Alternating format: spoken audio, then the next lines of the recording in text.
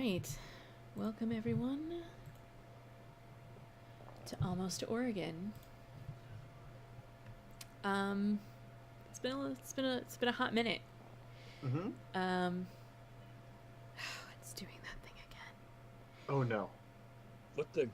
The thing where your camera disappears for some reason. Mine? Yeah.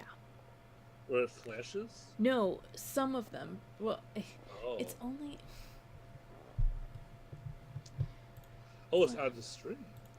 Yeah, it's weird. It's on the. Like it's on. How about now? Hopefully that fixed it. Anyway. Hello. Welcome to completely technical difficulty free stream. Mm-hmm. Yeah, I'm excited to play a little cat. And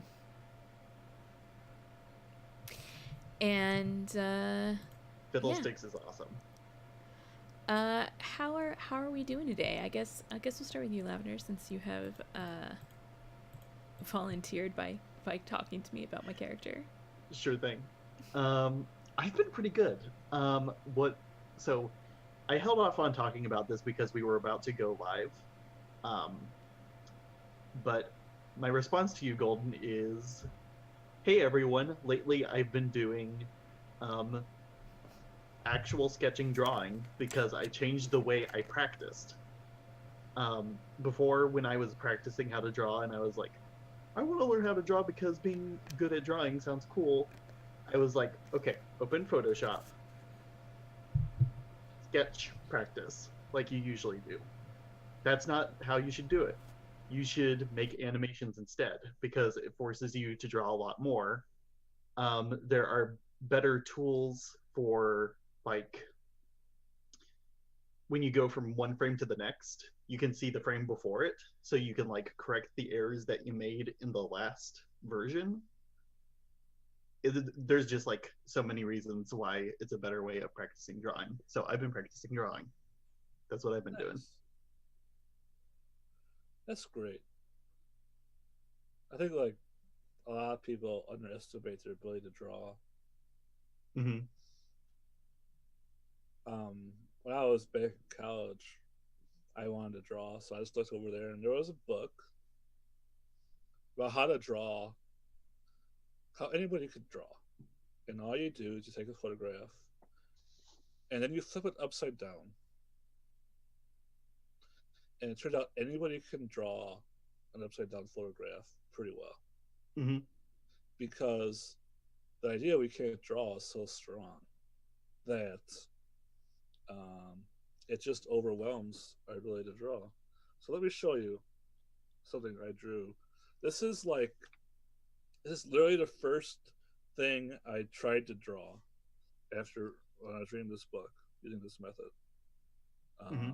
Normally, like I don't know if you've seen me draw, but it's like stick figures and stuff Yep. because I don't really have the best spatial awareness. Mm-hmm.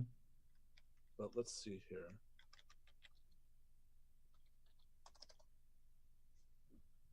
Oh, I have to find the actual link, so just give me a sec. Why didn't somebody else talk about what they've been doing? I got stuck in a snowbank, sat in traffic for 4 hours, and didn't get murdered by a friendly stranger. Yeah. Yep. That sounds like a really exciting day. Yeah, it was incredibly stressful. Also that. Yeah, I was about that far away from having a full-scale panic breakdown. I can only imagine. Yeah, for the record, my car is still stuck in that snowbank somewhere. You want me to put that on the stream? Sure. Okay, let's do it. There you go, everybody. Look at that. Man. This is literally the first thing I tried to draw using this technique. Looks great. And like this just goes to show like there are ways that you can just break your conceptions about how good you are at drawing. Oh, that's pretty cool. I like the way that looks. It's like, and this was literally just me sketching. I'm sure it's even recognizable who this is, upside down. Mm-hmm. And I drew this. This was my next one. Put it in the Twitch chat.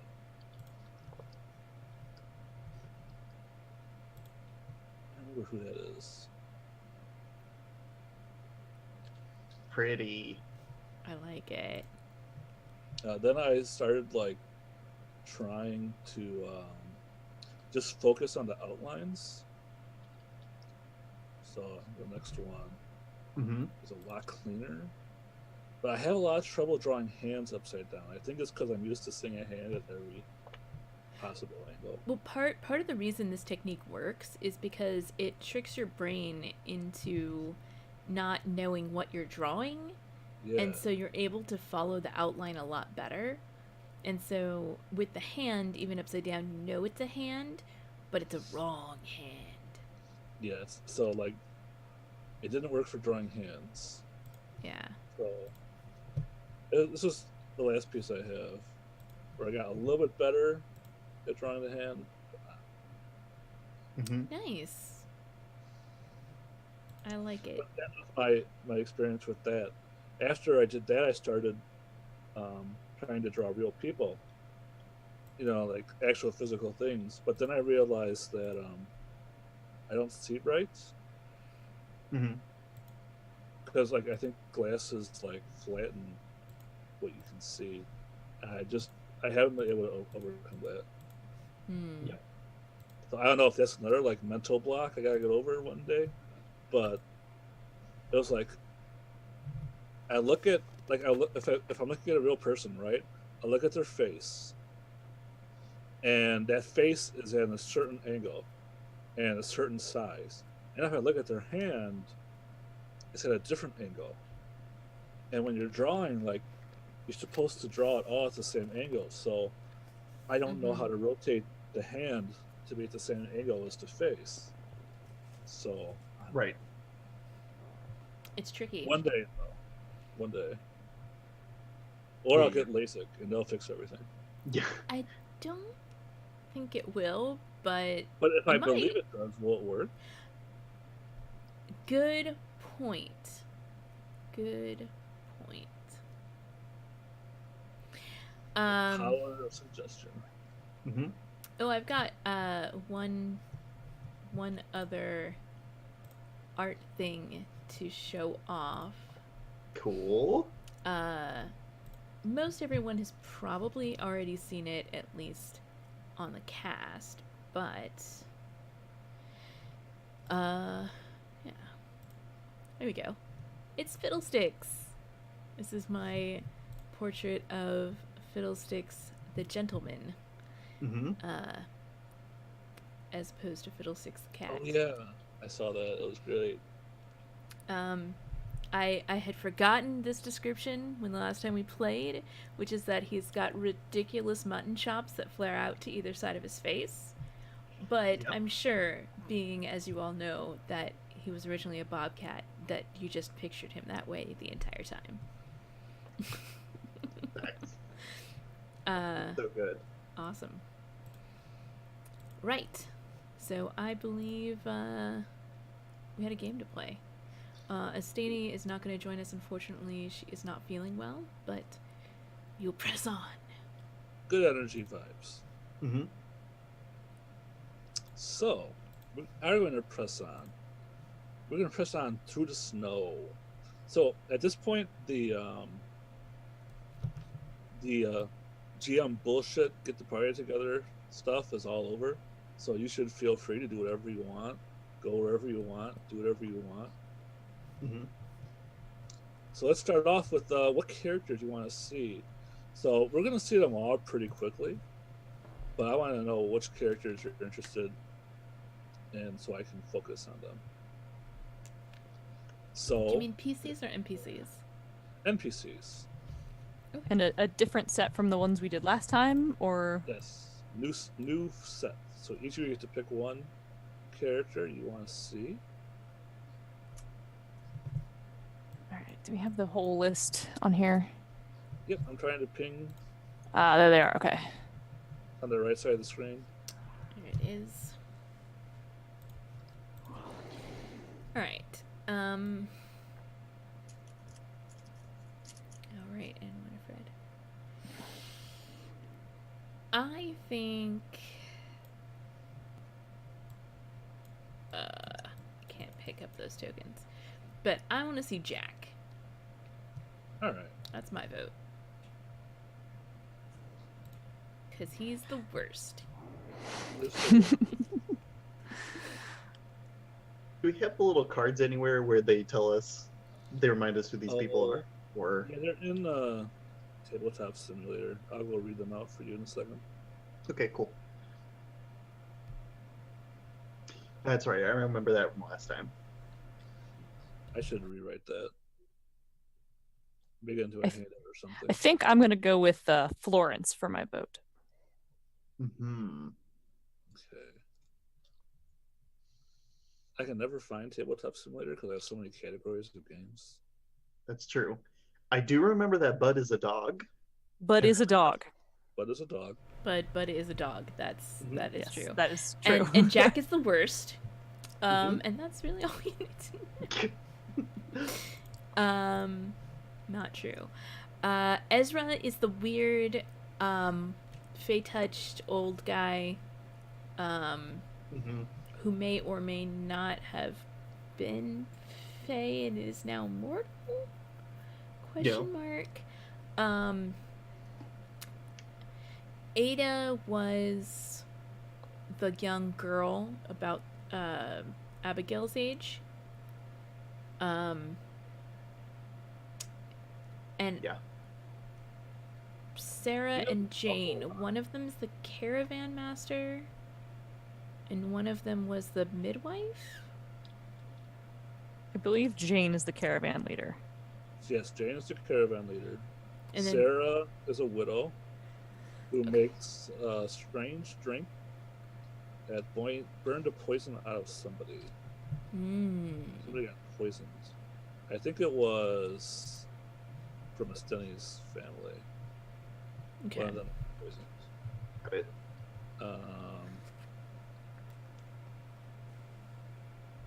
Ada is not well liked. She was the one that helped Abigail get food. And I guess is leaned on Abigail somehow. Florence. Oh, that's not her real name, by the way. What, Ada? Florence. Aha. Florence has not her name. She knows something about the strange clockwork gears and the book that is carried around of the hymnal code by the what's her name? Jemima. By Jemima. Okay. And the whole Byler family. Yeah. Byler. That's it. And Jack's the prom. Ezra, you remember who Ezra was? Yep. And Bud is adorable. If they have an uninspiring name, it's because I named them. I was like, Jane's the caravan leader, and I remember she's the caravan leader because I named the caravan leader, and her name is fucking Jane. At least it's not Bob the caravan guard. My players had a fit over that one. To be fair, I did cheat when we were naming folks because I had a PDF of names from all different story games. So I literally just like a big PDF of different names. And then just like Ezra. Perfect. Ezra's a good Perfect. I think my choice remains the same. We gotta pick Bud. I think next time I would be interested in Florence. That's supposing Estany comes back because that would be an NPC that would bond our two families together. And I think that would be cool. You all can drag and drop the main things if you want. Or I Cool, can- I'll do it. Oh, I did it for you. Oh, okay. You're wrong. I I think can't. you guys said Jack. You can't control these dots? That's Mm-mm. what. Nope. Why? Yep.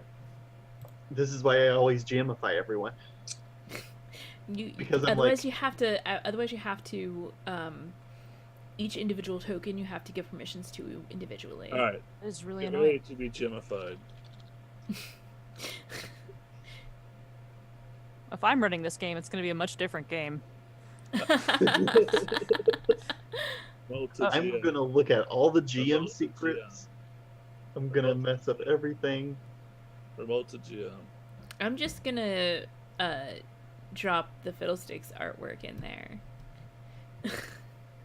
Perfect. We're all GMs now. Okay, I'm gonna refresh so that I can get my powers. Same. Yeah, you have to refresh. I like powers. Powers. You'd be very disappointed about how many handouts there are, though.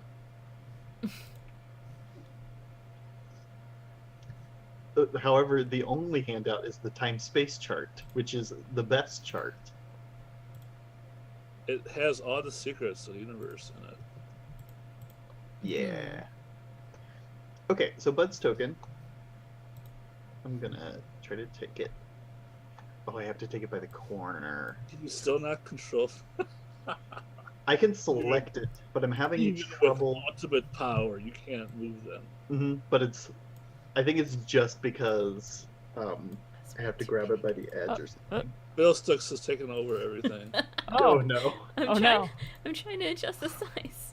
Oh, what's going on? Okay, now I've got it. Fiddlesticks has been banished to the Phantom Zone. Okay.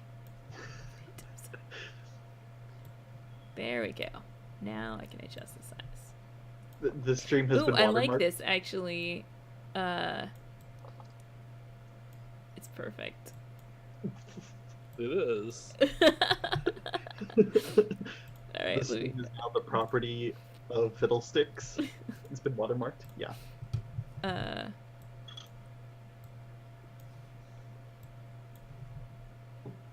So we wanted Bud, Jack. It's perfect.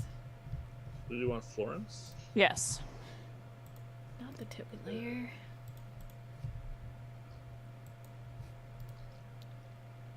Want this on the map And- layer. Oh, Sonny's not here, so okay. No, Alright. it was better on the GM layer. Sads. Yeah, I don't know why Roll 20 doesn't give you control over opacity, but there. Alright. All right, it's fine. It's perfect. I love it just the way it is. Alright, so now I'm going to zoom in a whole lot on the map I exported from the tabletop sim game. It's right over here. I can do So, last session, you all traveled to Burnt River Canyon and rescued the Bailers. The Bailers? No, the Bailers. that. Mhm. Who had taken up camp next to a river because it was like a open river, and the rest of the plains in the canyon were covered with like 10 feet of snow. So it was like an open source of water, and there were trees and shelter there. And I think you gave everybody snowshoes. Yes. You got all the goods together and put it on a high-tech wagon that you Mhm. have, and then everyone's like walking on foot on top of the snow trying to get back to Fort Walla Walla. Yep. So this would be a 4-week journey. These people, they don't have really winter clothing. They don't have, like, maybe they have 2 weeks of provisions of food left.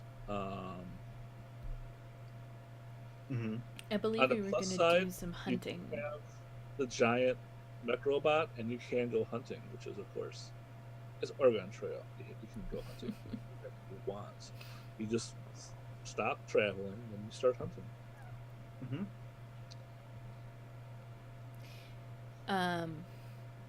Because it's Oregon Trail, we can't tell them to go ahead while a couple of us hunt and then bring it over. Right. Oh, you can. You can totally split the party. It's a role-playing game. I mean, what if Teo and the rest of the NPCs go on ahead while Fiddlesticks and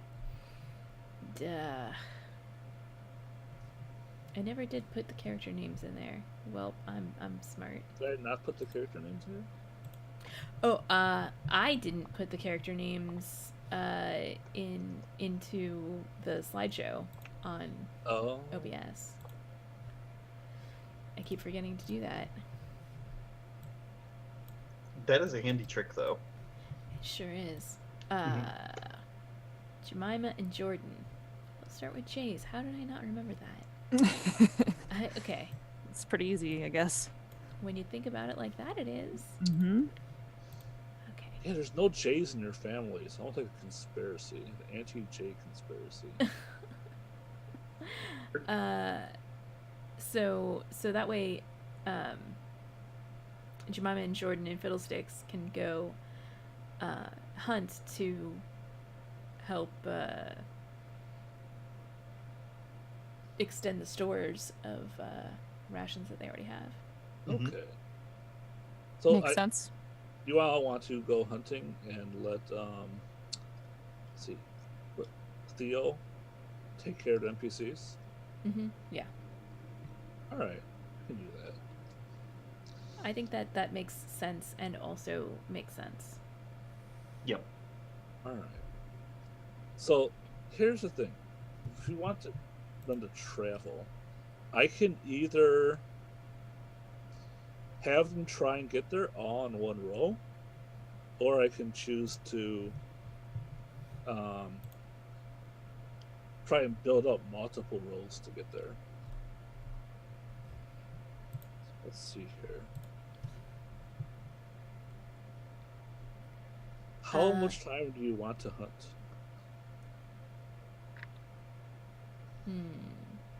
Question.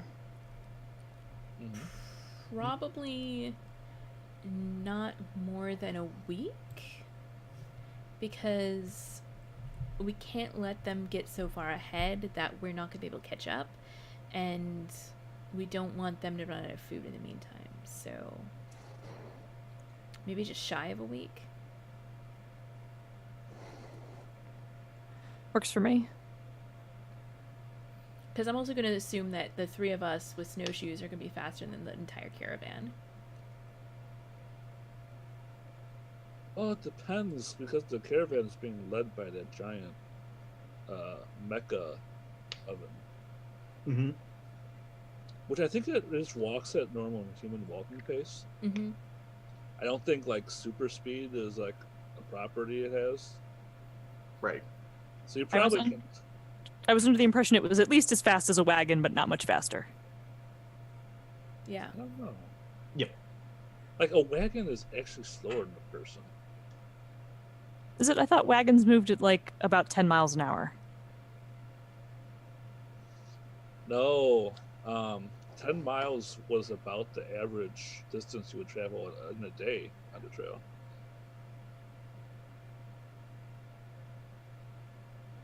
The wagons were really slow. Oh, okay. And part of the problem was that they didn't go up and down slopes at all. Like, they didn't have brakes back then. Who needs brakes? Psh. Brakes are for sissies. Yeah, not mech robots. I don't know. I was just like doing the history. I mean, that's why it took 6 months to travel from Missouri to Oregon. Yeah. There were not roads to be going on. They No. weren't. Who needs roads? Yeah, exactly. So Exactly. not only weren't there roads, but the forests were so thick you couldn't get a wagon through the trees. Who needs forests? Yeah, we just cut him down. That's the whole Well, point. that's what happened. We That's cut the white people way. Come on, man. Mhm. It really is. We couldn't get the wagons, so we cut the forest down. I mean, progress. That's progress. Oh goodness. All right, so I'm gonna see here. So we're going to take a look here. It would be no difficulty at all to get there.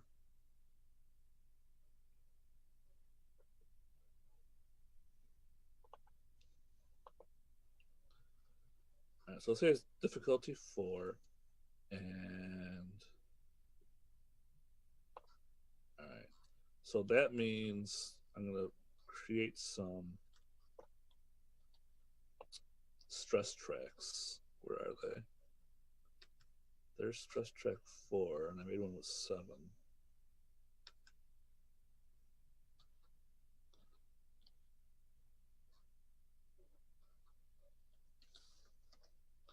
Oh, but it's the PDN file. Of course, I can't find it.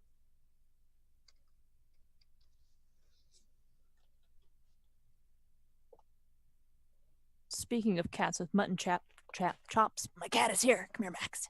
Say hello to everybody. Yes, we need cat. Look at that cat. Look at him. Oh, Say look at hi. that cat. He's very unhappy that I picked him up. Okay, buddy, I'll put you down. Cats. That's Max. He has fluffy mutton chops. Mm-hmm. He wouldn't As- look right in the camera because he was mad I picked him up. As cats do. Yeah. That was weird. It didn't work as well as I hoped. I'll have to figure it out later. Okay. So, Hi, buddy. You're back. I'm gonna pick you up again if you keep it up.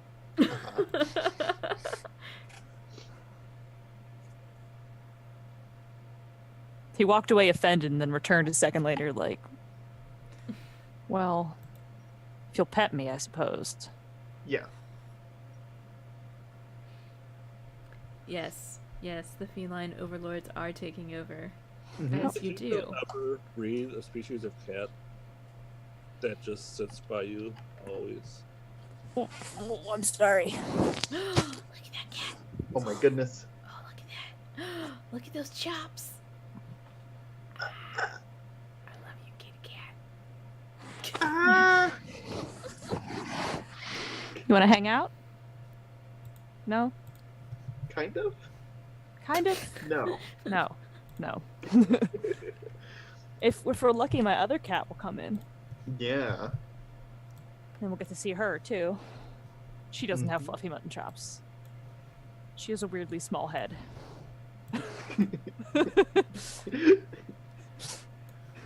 I got to play with a bunch of kittens this weekend. Oh, yeah? My friend is fostering kittens, Mm-hmm. and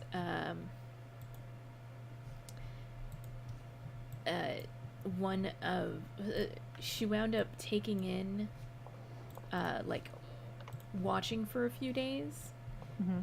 another set of foster kittens, so altogether she had 7 kittens Oh, my that she was goodness. taking care of. And I brought my tiny puppy over there, and like these kittens are so much smaller than my dog, and my dog is already so small. That's how small these kittens were. Oh. And it was so great. All of those kittens were really cute and adorable and had little tiny kitten purrs. Oh. Yeah, my other cat was a teeny tiny little kitten, and now she's fat and large with a weirdly small head. Mm-hmm. Mm. Okay, the answer is that. So while you guys are hunting, the caravan makes no progress. All right. Helpful in some ways. So you leave the caravan. you're on top of. Well, I guess you're not on top of anything because the wagon would have to travel in like as flat a surface as possible. So you're probably at like the bottom of valley. Um, Everything in the valley is covered with snow. If you look in the distance, you might see some mountain goats, like on the side of the mountain, which would have less snow because all the snow will just slide into the valley. Mhm. If you look carefully, though, there's probably a bunch of animals, like under the snow, Like rabbits and stuff like that. rabbits. Yeah. I think like wolverines actually can walk on top of snow. So you might see like a few wolverines walking around top of snow, and occasionally they'll like dive down to like attack the rabbits or whatever it is underneath them. Well, bobcats can definitely walk on top of snow. They got them fat ass paws. Yeah. You know, I think you see a few bobcats. Like, Yeah. sup. I'm almost imagining that we can see like here and there like a bunch of animal tracks too. Like some of them are fresher than others. So this probably helps out with like figuring out where animals are so that we can hunt them. So, Jemima, Jordan, tell me, what type of game do you think we should be going after here? Do you think brace of rabbits too? I could probably whip that up in an afternoon, really, especially with both of your helps. Or are we looking for something larger? I was going after rabbits, unless you're feeling more ambitious. Are you talking about bears? I hope she's not. I hope he's not talking about bears. Good. I was hoping he's not talking about bears either. No, Are you no, talking I about was, bears? I was thinking No. more along the lines of elk or Oh, that's much more reasonable. deer. Well, if you can find a deer will keep us fed for quite some time, won't it? It will indeed. And they do occasionally roam these parts, I'm sure. Are you sure we'll be able to carry even 2 whole elk with us, or deer? Deer maybe, elk less so. Just one elk would be plenty, I'm sure. Between the 3 of us, we could carry it, certainly. Okay. Maybe we can go. We can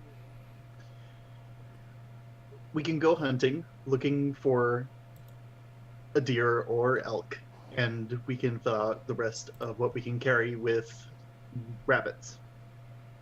Yeah, Works all for right. me. Squirrels if we can find them.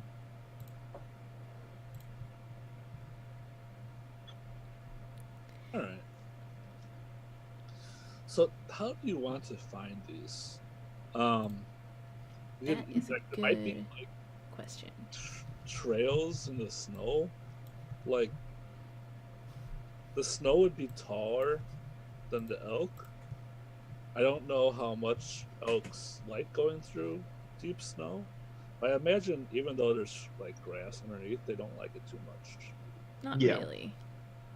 So, not being a super informed person about elks, I would say they're probably more like on the mountain ranges where the snow would be less thick. Yeah. Looking for like places where like outcroppings would. where Well, I snow mean, stay. isn't Blue Mountain Crossing between here and Fort Walla Walla? Yeah. Good memory.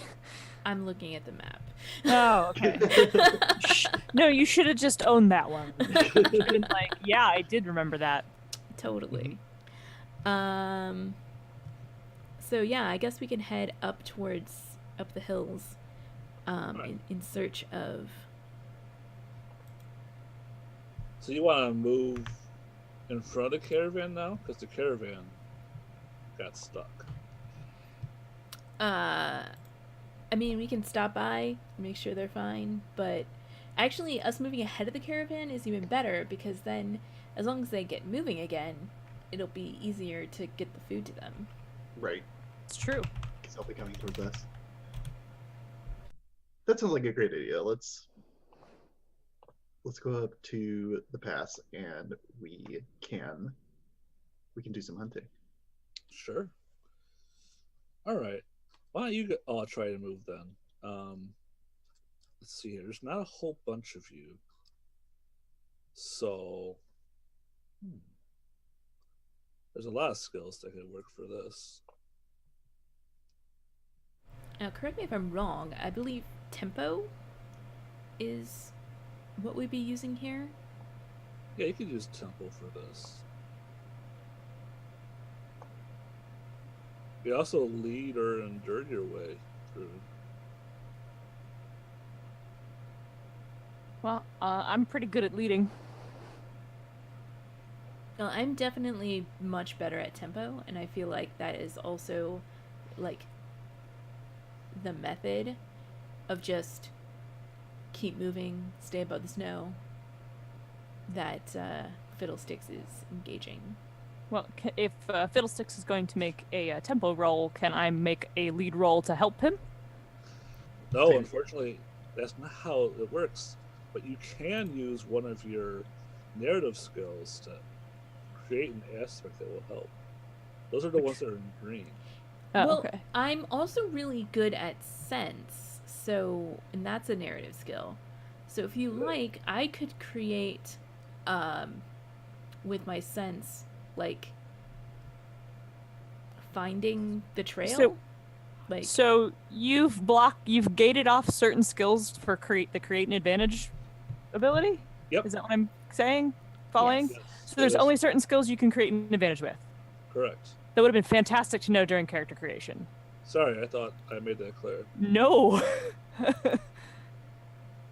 There were 4. They're not really using the 4 skills from Fake Core. There was. Also, why would you do that? Why would I do that? Yeah. Because I want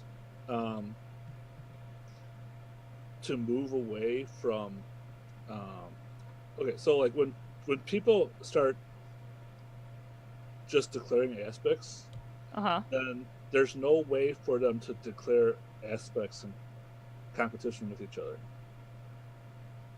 I'm not following what you mean. Like when I run Fate a lot, like people will like invoke an aspect to have an effect, right? And someone else will like, no, I don't want that effect to happen. Oh, okay. And so they'll either try and make a dice roll with a skill, or they'll try and invoke another aspect to stop it from happening. And I've had no way to resolve that. Interesting. Okay. So now I've taken that part out, and now it's just a normal skill or skill kind of thing. I see. All right. Well, back to the roll at hand. Right. So, Fiddlesticks, why don't you take this one away? Well, why don't you... So another thing is that I've also limited how many aspects can help a roll. So why don't you create your aspect first? Oh, I no longer have a relevant skill to help, so... Oh, okay. All right. Okay. I mean, you could use map, right? You could use ambush. Okay. Sure, I'll attempt to create an advantage with map. All right. So you have a +2 for that, so it's just 40F +2. All right.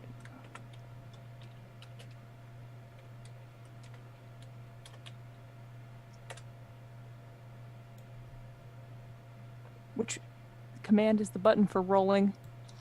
Is it slash? Okay. Yeah, slash. All right. Mm-hmm. And then after that, would it be helpful if I roll skill in the 4 aspect as well? All right. So you created. Oh, that's good. Yeah. Cool. That's good. Tier 2 aspect. Okay, 4. Do you have any like narrative way this aspect would appear? Do you want to name this aspect? Sure. I will name this aspect a navigated path through the snow. All right. Excellent. So let's say I'm using my weird lesbian farmer sense to know like which way good burrows are or whatever. That makes sense. Yeah, sure it does. I was thinking of like holes in the ground and grow, but I'm not using grow, I'm using map. So like maybe I have a sense for that. Oh, you could have used scroll. Well, I've already rolled. I'm sorry. All right. So yeah, you can also try and help Jemima. Okay. How are you helping though? I'm looking at my skills and thinking about that. I am.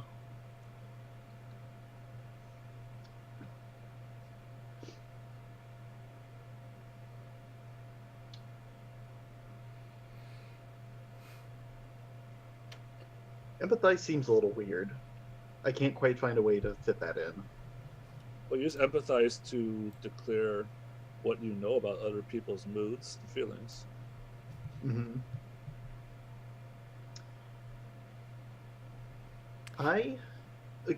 Somebody was about to say something. Is Hypno Code a different color than the normal green, or am I like on purpose? I don't think it is, because it just looks different because it's a larger font size. I know it really looks like it.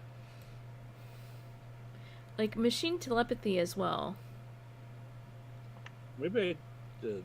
Hold on, let's see. I'm zooming in, and they're different. They're definitely different colors. Most of them are green. This one's more of a teal. Can I select that ever?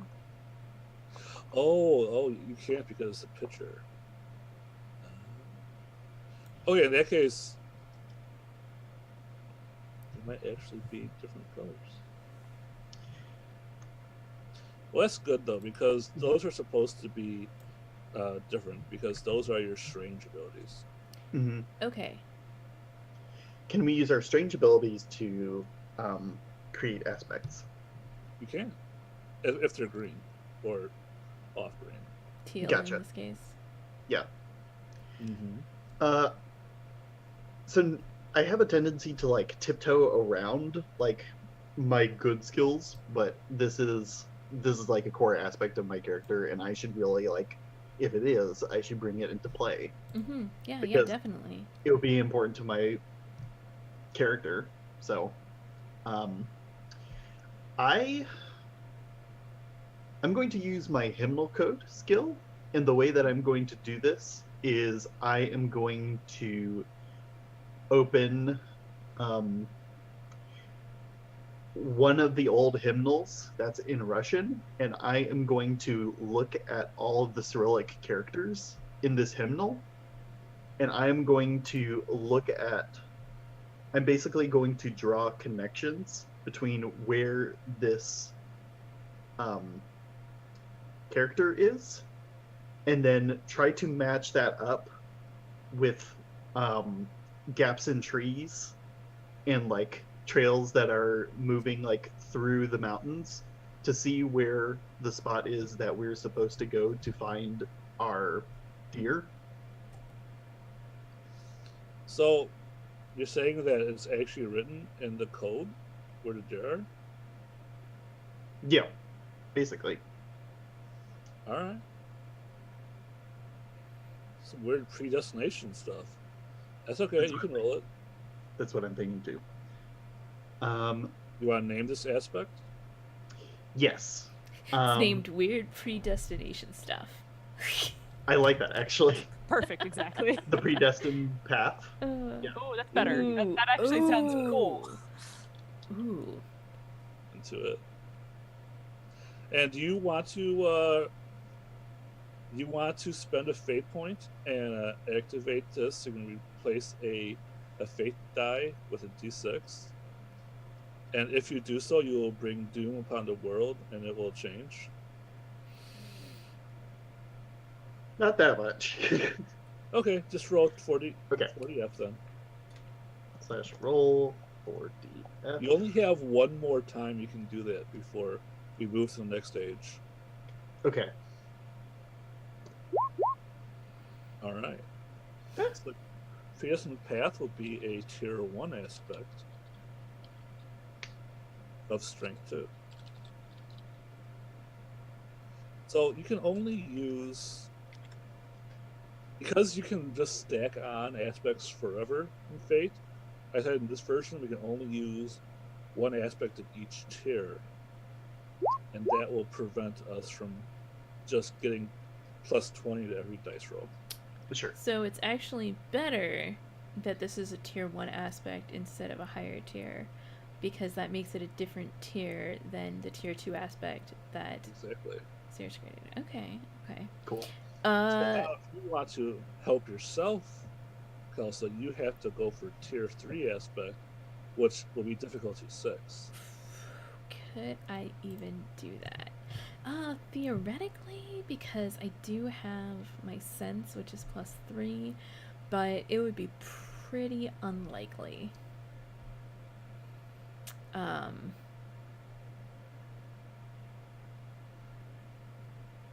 Yeah, I think I'm just gonna take these two bonuses along with my tempo. Okay. And, Well, you can roll first and then decide if you need them. I guess that's true. Yeah. Okay. It'll be I difficult. already have it.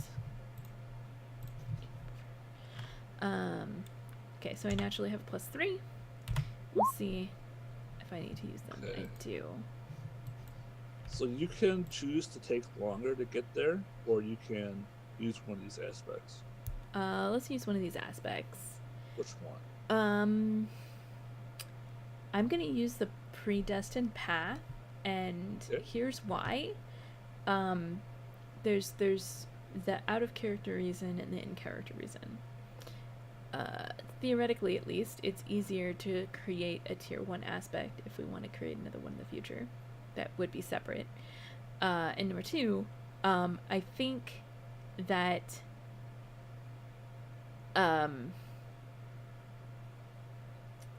narratively, the predestined path is interesting.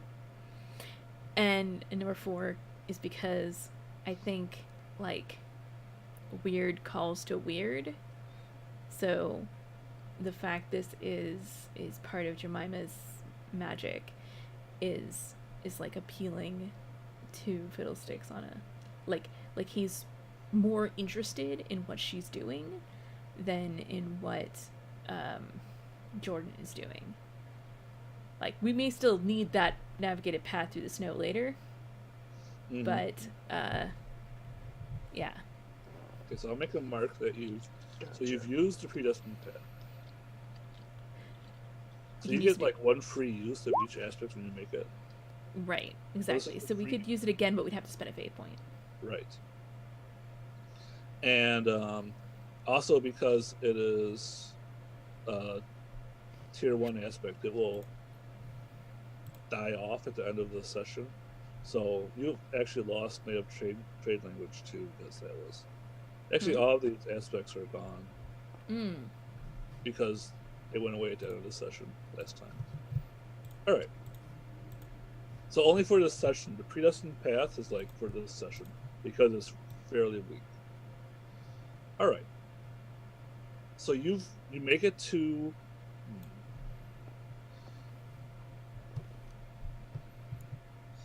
Yeah, I think whenever there's a choice in which way to go, then Jemima speaks up and says, make this choice or make that choice. And you're looking for elks and rabbits? Yeah, we're trying to find an elk, basically. Yeah, one should be more than enough. Yeah. I think you come out. You have to go over a hill, and you come out of the other side, and you see a herd of elk up against a cliff face of a mountain, and there's actually, say, half a dozen Indians there that have corralled the elk there, and it looks like they're not trying to hunt them right away, but they're just trying to like keep them penned in case they need them. They're actually herding the elk.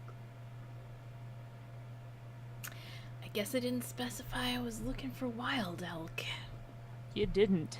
I don't think you can tame elks. Well, I mean, whether they're tame or not, they're not really wild at this point either. Well, if I want to know native trade languages again, could I make a roll for that? Sure. What did I roll for that last time? I think you used network. Network? No, I don't have network, so it wasn't that for sure. Yes, you do. It's right there. I feel like it was something Oh. weirder. Network. Okay, I do. I also feel like it was It something. had to be network, spend, footwork, or sense. It must have been sense. I think it was sense. I don't think I would let you use sense though. Well, then It was only a tier 1 aspect, so you didn't roll super great on it. yeah, but Actually, just roll up, find out.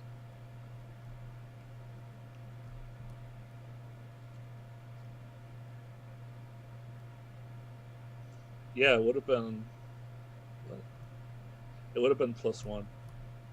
all right, and then I guess it would have been network because it definitely would not have been spend. Right. Okay, well I'll do it.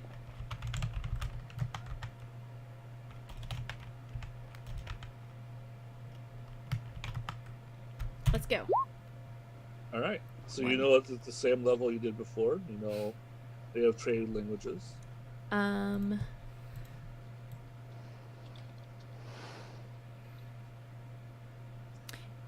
If I was to spend a fate point here, would I be able to kick that up so it'd stick around longer? So I wouldn't have to make this roll again. Yeah, you could. Okay. If you brought it up to 3, and then it would. It would be a level 2? Become a level 2 one. Yeah. Okay. How long do level 2 ones stick around for? They just don't go away Oh, okay. until somebody removes them. Gotcha. Then yeah, totally. I will spend a fate point here to invoke Chatty. All right. 'Cause,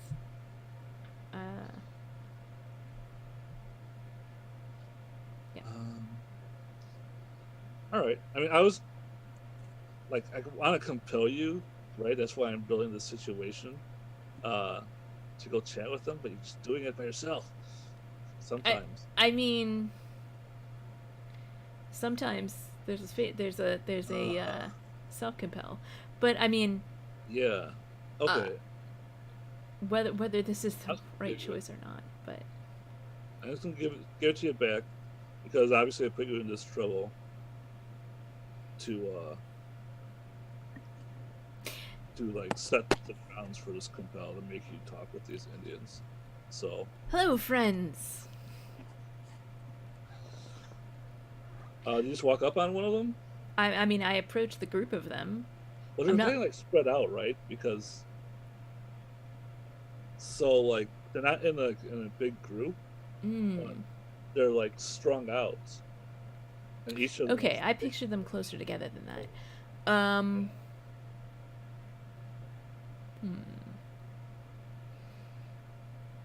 Like maybe each of them is sitting in like a little lean-to, like made out of like a stick and animal skin. They have a little fire going to keep them warm.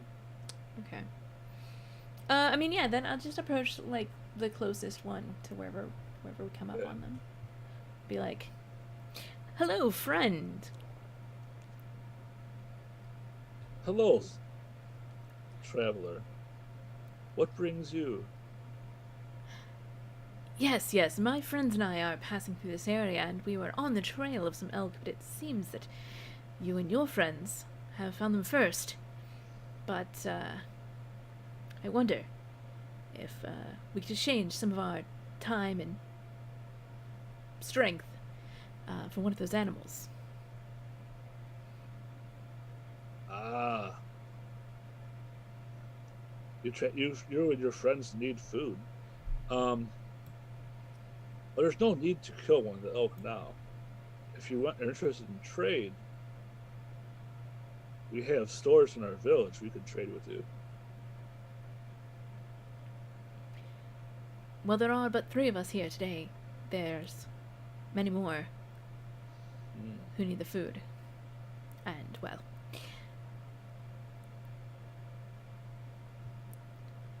I wouldn't want to deplete your village of your hard-won stores.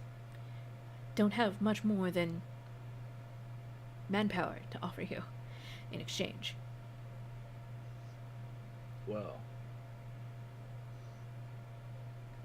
we don't like to kill an animal unless there's really a desperate need. You can make some kind of, let's see here. You can make a sway roll to try and convince them. Yeah. To part with the animals. Okay. For sure. Let's do it. Okay. I think they're going to resist it. So whenever you make an action, anybody that's present can resist. But you can't resist action, of course. So Right. you're going to use your will. Wow, that was pretty poor. Gnarly. Let's see here. What skill would this person have?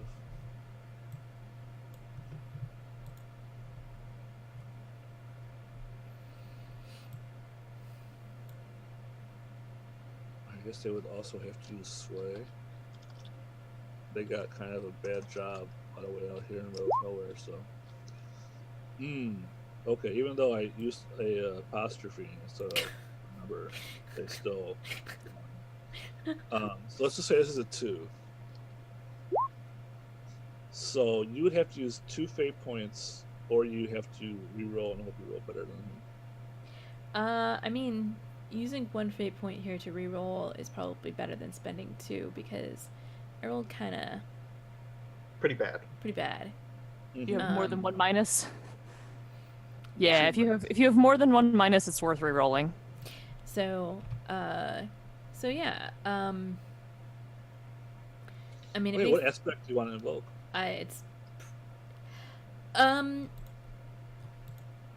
Yeah, I think it's probably just chatty still. Like, keep him talking about all this, about my little friends, and Okay.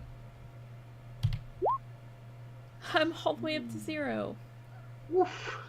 It didn't help.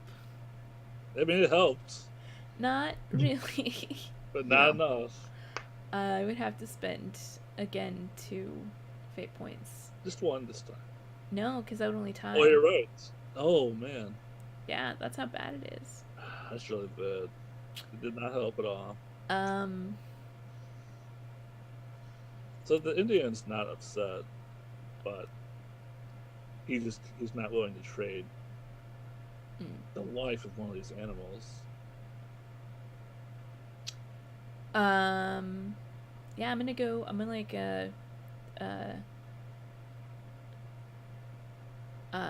let him know that, well, I definitely understand you wanting to spare the animals as much as you can, so let me reconvene with my companions and see what exactly we have to trade that might be of value to your village. Of course. I look forward to trading with you. I'll give like a little flourish and then head back over. Okay. Jemima, Jordan, well, a bit of a complication, you see. There's these natives here, they have prior claim on all of these elk, and, well, we could, in fact, just go and find every rabbit between here and the wagon train, they did have a proposition of trade for what's in their village. However, I like pat myself in the fact I don't have any pockets or a purse. I'm afraid they're not very interested in what I have to trade. Either of us have any idea what sort of resources we have available that we could offer up for bargain?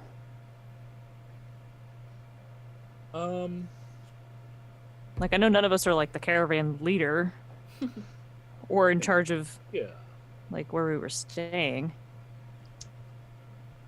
Like, I think most of what you brought with you would have been survival goods, right? Like, you can actually. So here's the thing, right? You can actually use spend to declare aspects of things you have to trade. Anybody got points to spend? I think I have good spend. Yeah, I you have do. I have +2 spend. Also, I have to say that I'm super into Fiddlesticks' Shatner delivery. Good. Excellent. I don't know if you intended that, but that's what I was getting out of it. It so wasn't exactly what I was going for, but I'll take it. Mm-hmm. I'm loving it regardless.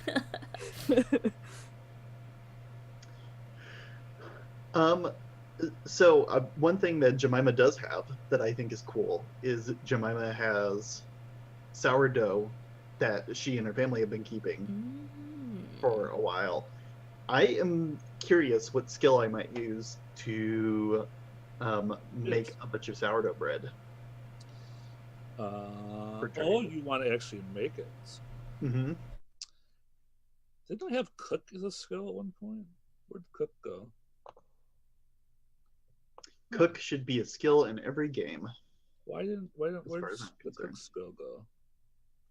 Give me a second. I have to find. I have to have the mystery of the missing cook skill. Mm-hmm.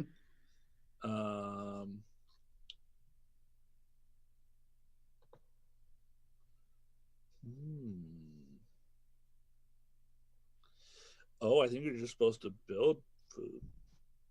No. You don't like the idea of building food? Gingerbread houses. Here. It just tastes wrong. It's like when wizards conjure food and then like people in fantasy settings have like really strong opinions about food made by magic. Mm-hmm. You can also invent food sometimes. Uh-huh. Okay, but I do have research. You can research types of food, yeah. Mm-hmm. You want to actually just straight up make the food. I do.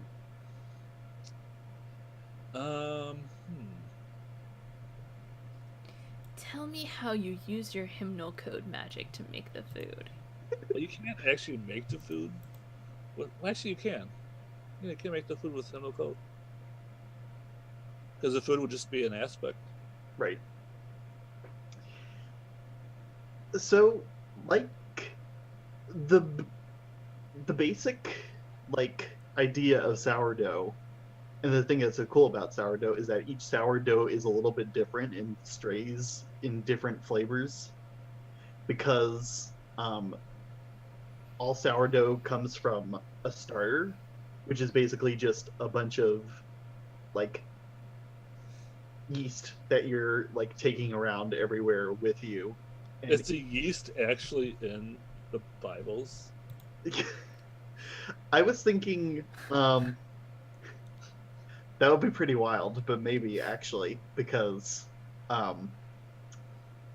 maybe this is like a super weird secret ingredient that the hymnals are like clean from so much use, but like there's always like a little bit of bacteria everywhere. That it's almost like this ritual that you just like skim off a page and then you like wave your hand kind of like that over the starter.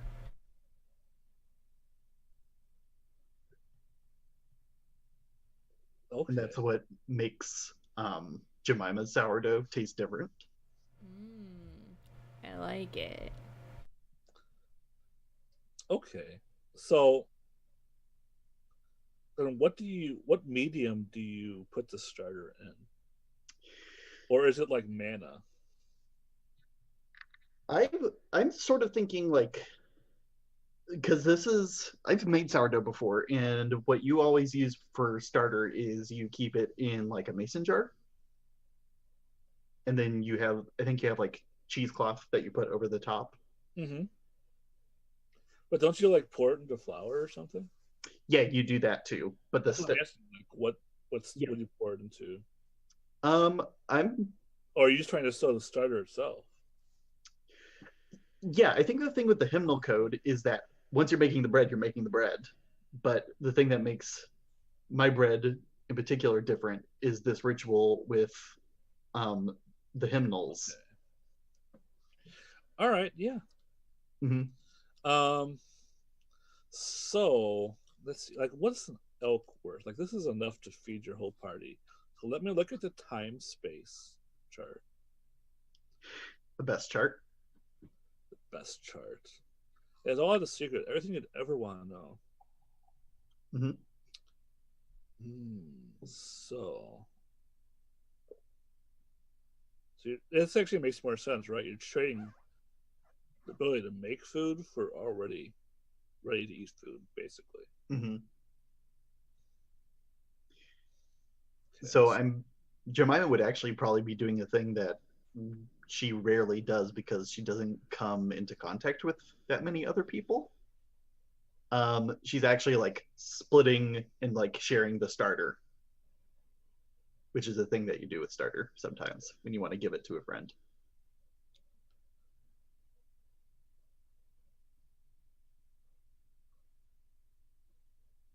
oh, but also this is going to be enough food theoretically to feed the caravan for 4 weeks, right? Yeah. Okay. Are you looking at difficulty 6 to have value equal to an elk? Okay. That's pretty rough, but we can do it. See, this is when we save the D6 trick for. Okay. Are you gonna do it? Mm-hmm. I'm gonna do it. All right. This is magically good. Yeah. Mm-hmm. The world will change with this roll. Worth it. And am I changing one of my fudge dice to a D6, or Correct. am I adding? Okay, cool. Roll 1d6 plus 3df plus, and then this would be hymnal code, so it's actually plus 3. Mm-hmm. Perfect. You did it. All right. I got a 7. What's the dice being weird? Oh, I see. Wow, you rolled well too. Yeah. Okay. So yeah, you get this. Like, is it just like half a jar of sourdough starter, Yeah, I think so. or like a whole mason jar? Like, what's it look like?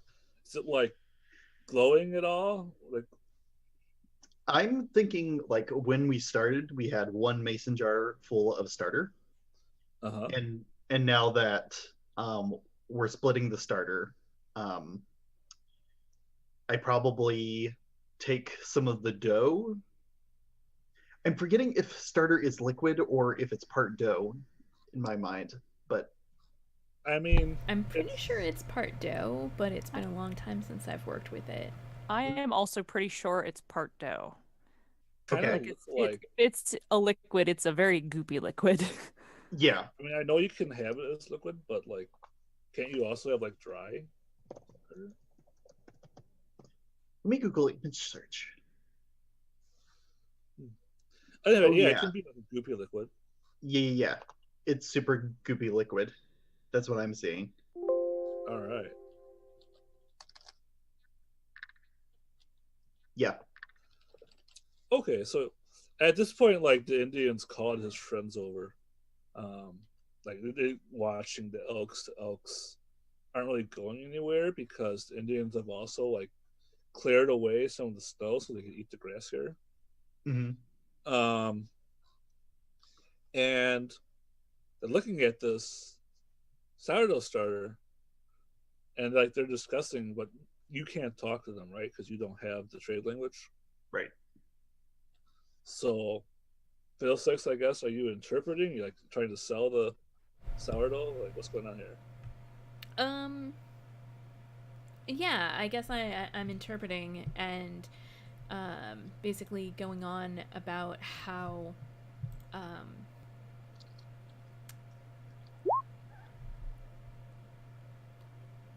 you see, this this is something you add to your bread to give it a unique taste. It will change all of your lives for the better. Jemima here will teach any in your village how to maintain and duplicate, continue on fine tradition. With this small amount, you'll be able to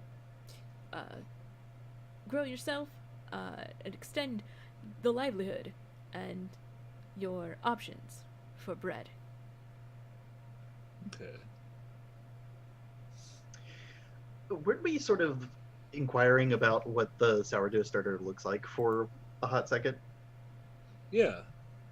So I think it's like the half jar because I've just split it in half.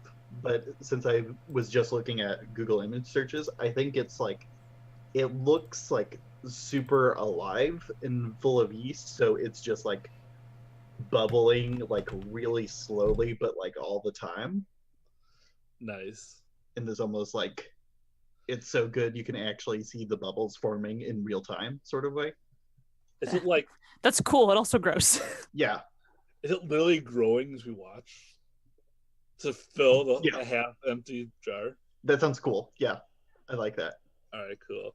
They're like, wow, this stuff looks awesome. Mhm. All right. So yeah, you're totally able to trade this jar for one of the elk, and the Indians are like, which one do you want?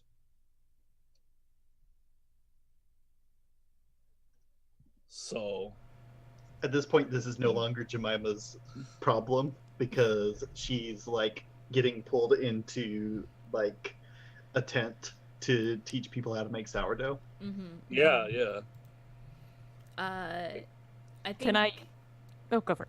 Oh yeah, I was gonna say I think that Fiddlesticks takes like Jordan's advice on this, having not personally ever felled an elk before, but just thinking it's a good idea. Can I use grow to figure out which elk would provide the most meat? Yeah, absolutely. Yes, brilliant. Yes. I'll just let you add another aspect to this elk Okay. with grow. All right. You mean to roll it? Go for it.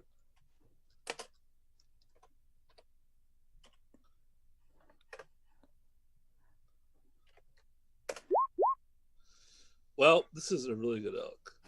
It's twice as good of an elk now. That is awesome. It's some very good advice.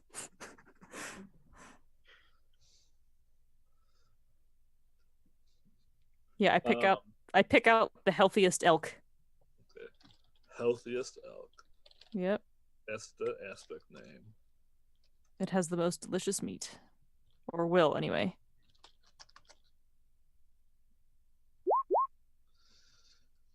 All right. So the healthiest elk is probably like the leader of the elk pack. Potentially. And you see all the other elks surrounding it, and like whenever the elk gazes meat, the lesser elk looks away. And the Indians are like, "You can have it. It's yours." Well, I thank you, good sirs. Truly appreciate it. Truly appreciate it. Do you need any help? Probably. It would be much easier if you were to assist us with returning it to Okay. our wagon. Well, we can move the herd a bit, and that might give you an opportunity to slay the elk or lure it away. Yeah, I'm not going to shoot it in front of its friends. Jeez. I'm not a monster. That's out of character. I'm not saying that in character. I don't know your language anyhow. Yep. Yeah, exactly. That's a good point. Yeah, so we'll I guess we need to slay it. I mean, I have a shotgun and shotgun accessories.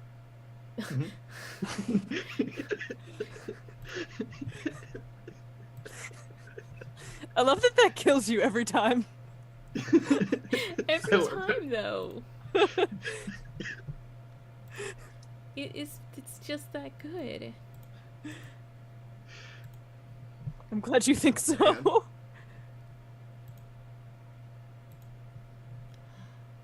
Okay.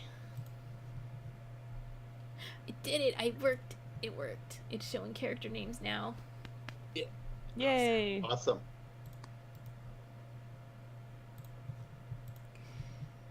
Okay. So you really are going to, or do you want to like lure it away before you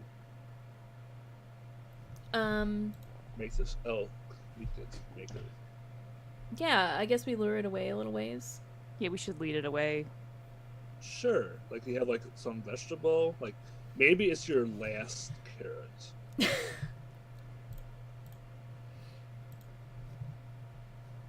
And the Indians, they get spears and bows, and the elk are afraid of them. They have like torches, and they don't get like very close at all to the elk. Is Jordan going to lead it away with lead? Oh, I can do that. Sure. Just saying. Yeah, I can do that.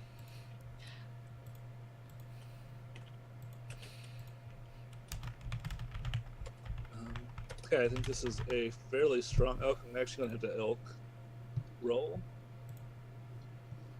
to resist. And it also has aspects it can use apparently if it wants to. That's cheating. Like, wait, the elk has fate points? That means it's a person. We can't kill this elk. Sort of monsters are we? Americans. The shape-shifting kind. It's fair. Mm-hmm.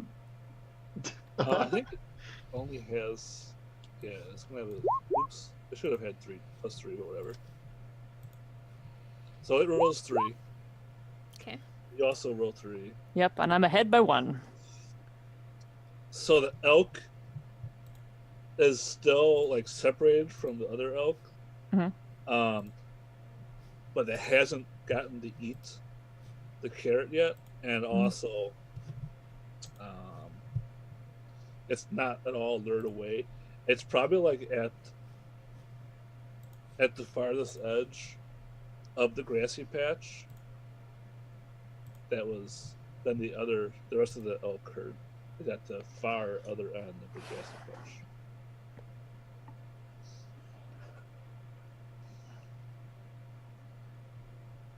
All right. Do you want me to shoot it now, or do you want to keep going, or does someone else want to try to continue to help with this meat situation? I Also, like if you- I like look and see like the rest of the elk are still like within goring distance. At this point, we could also introduce like conflict mechanics. So if there's ever a roll, I guess this wouldn't be like if there's ever a roll that succeeds that you want to veto, or like you want to actually have a conflict over, then the roll does not succeed until the conflict is resolved. So I guess you can't do it here because you failed. But Well, it was a My tie, bad. but What? Was never it- mind. Didn't the elk roll 2 and I rolled 3? Am I not succeeding? I mistyped. I said it. Oh, okay. All right, we're tied. Yeah. yeah, We're yeah. tied. You're tied. All tied up. So, well, you could spend a fate point and win. Oh, yeah. I mean, I'd have to because invoke that is the aspect, though. game we're playing. Mhm. Or we can think of another creative solution. Okay, I have an idea. Yeah. I'm going to produce a potato from my pocket that's been in there for God knows how long. Yep. It's nasty. And I'm gonna eat it to indicate to the elk that I am also eating. Come on. And invoke strong stomach Nice. to bump that up by +2 to go up to 5. That is gross, and I love it. So the elk kind of like licks its lips. Does it want my potato? Come on. Yeah, I think it smells potato. Come It's on, like, come oh, have wow, some of this this that pocket smells pretty potato. good. It starts like stepping after you like uneasily in the snow. I mean, like, there's two gross parts. First off, I had a pocket potato. Secondly, that I ate sounds it. pretty normal. It's the eating it part that's like, whoa. That's a raw potato. That's like not even good for you. I mean, it's probably turned green, and there's Oh, like, it's green. It's got sprouts everywhere. parts of it are mushy. Oh, Yeah. delicious. Maybe Phil Stuck's tummy grumbles at this point. Phil Six doesn't eat potatoes. Are you crazy? He's an obligate carnivore. Come on. Mm-hmm. You're in human form. You have strange, unnatural urges. Yeah, I do. My cats in real life love to eat chips, like tortilla chips and crackers. So I don't know. I had cats that Cats were are inscrutable. They were super into broccoli. My bird is always stealing my soup noodles. That's adorable. That's too good. All of this. Yeah, so we are going to lead it away, and then murder it. This elk. Yeah, you can bring it wherever you want.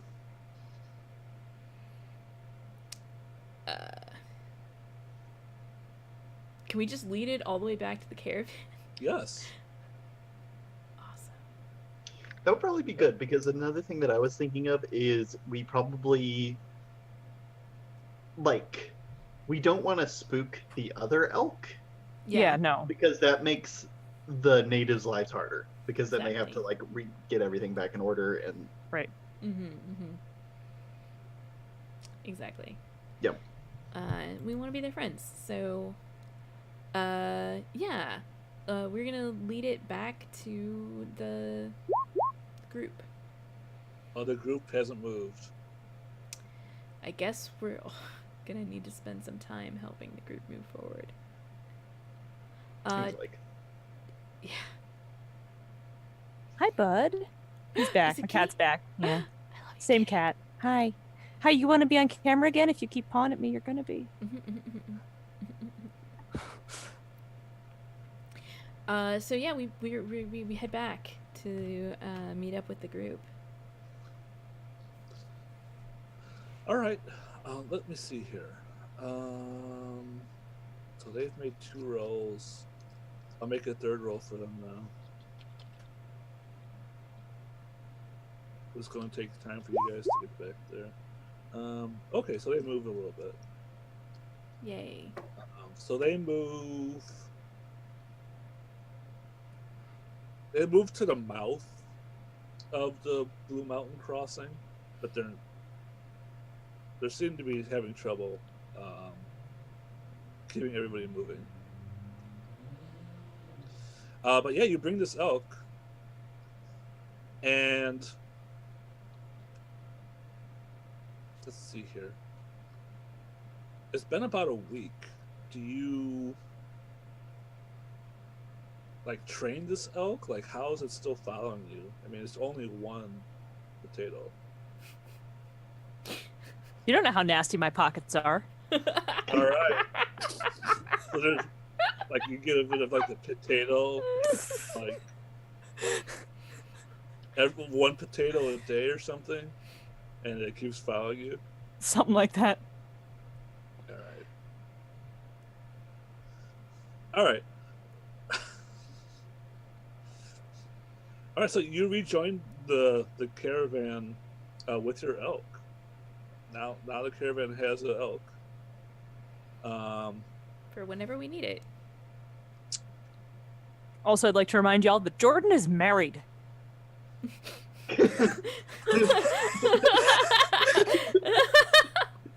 With children. I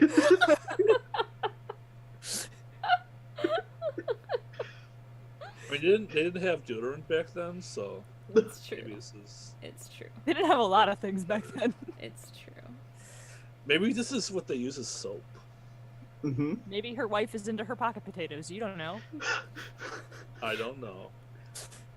This is not a mystery. I understand. I'll tell you about it when you're older. Okay. So, how were we gonna get the rest of the caravan moving? It doesn't seem like there's any problem in particular. It's just that everyone's walking, and it's been hard to motivate them to walk. Cool. I could take care of this because I was just thinking I have empathize, and it is my number one strongest skill. That's what And Jemima's all about. yep. Sounds like a perfect time for Jemima to do her thing. Yeah. So Jemima's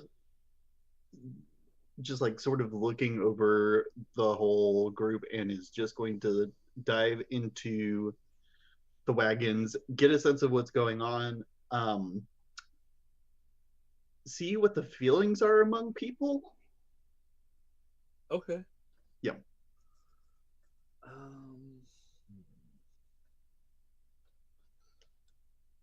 And I want to get So with us moving. empathize, right? Like you can just tell me what the feelings are. Cool. What Can do I you tell want? you both what they're feeling right now and what I want them to feel, or just one or the other, or You can how do does that both work? or either. Yes. Okay. I think Well, roll the dice first. Let's Okay. see. perfect. Let's do that. So /roll. you have a +4 in empathize. Mhm. Also, let me explain to you what has changed. Sure. Typically, I split up the timeline in 20-year chunks. So we've moved from the time period where you guys are the strangest thing in the world, and where people are just traveling in ones or twos to Oregon, to the time period where people are actually full out traveling to Oregon in wagon trains. And also, there are individual strange things in the world now. Before, it was just your characters and what they did. Now you're going to encounter other strange things and like more European influence in the world as you travel. Okay. Gotcha. We're at the pre-Civil War area now of history. Cool. All right. I've got it queued up to roll. Am I good? Go for it. Cool. That's not Nice. too bad. Nice. Oh, I should have said difficulty first. 5. That's not too bad. And I guess No, I 5. I guess I look. You've got a +4, so I guess it could have been better. But that's pretty good. Yeah. Yeah, I think the difficulty would have been 4. Um, Actually, there's no difficulty at all, right? Because you're just putting an aspect on people. So you're actually setting a tier 3 aspect. Let me explain the tiers really quick. Tiers are like one person or one object. That's tier 1. Tier 2 would be a small group, maybe a house. Tier 3 would be something that could affect an entire city, which makes sense because you're trying to affect an entire caravan here. Mm-hmm. Right. I think the way they've been, so going back to what I was talking about before, I think the way that they were feeling before was like really discouraged because they were running really low on food, Mm-hmm. and they've already been traveling on the Oregon Trail for so long, and they're in the most awkward point, which is like 2/3 of the way through the path. Mm-hmm. So there's a huge chunk of the path still to go. Yeah, they're all really worried because Mhm. like this is the hard part, right? This is the pass that you're supposed to get to before it snows, so there's no chance to get to Oregon. Mm-hmm. And now we have 10 feet of snow in the valleys. Yeah. Yeah. And what Jemima is doing is she is arriving with the news that we have more food, which is a big deal because we're running really low. And really importantly, it's enough food if we start going now. And we can't stay out here for months and months. And don't you want to be closer to the coast anyway? All right, you want to name the aspect you put on them? Yeah. Let's go Star Wars A New Hope. But not Star Wars, just A New Hope. All right. Okay. So someone can now make a lead or pilot check to get them moving. I have lead. Does anybody have pilot and want to take point in this, or otherwise I can? Not even close. All right. You can also add some more aspects if you want to get your dice bonus up higher. Ooh, yeah. I'd like to add an aspect then. Sure. I'm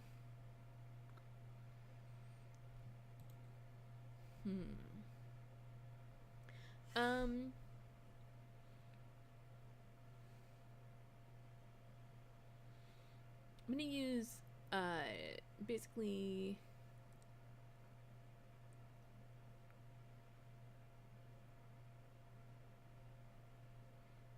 I want to use sense, like to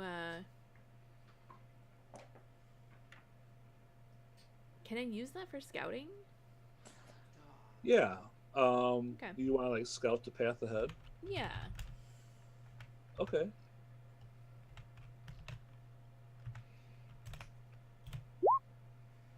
There you go.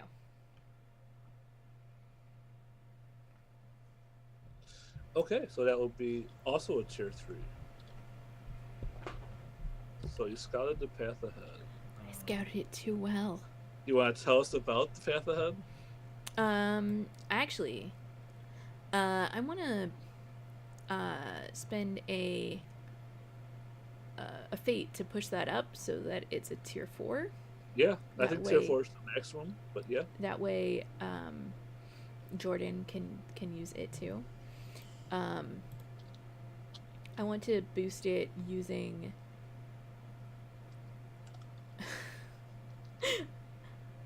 using doesn't kill humans.